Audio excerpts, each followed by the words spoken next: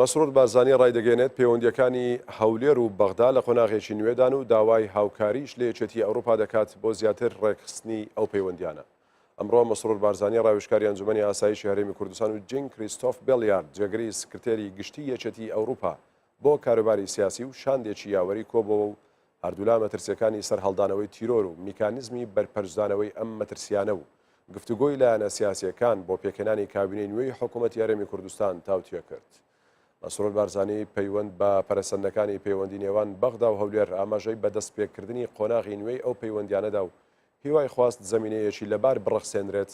بۆ چارەسەری بنەڕەتی پرسە هەڵواسراوەکانی نێوان هەردوولا لە چوارچێوەی دەستور و لەم هەنگاوەشدا هاوکاری یەکێتی ئەوروپای بە پێویستدانی. لای خۆیەوە جین کریستۆف بێلیارد ئامادەی خۆیان بۆ پاڵپشتیکردنی هەرێمی کوردستان لە بوارە جیاوازەکاندا و تەوکردنی زیاتری پەیوەندیەکان نیشاندا و بۆ پێداویستیەکانی هەرێمی کوردستان لە بواری چاکسازی و هیوای پێشکەوتنی زیاتری بۆ هەرێمی کوردستان خواست.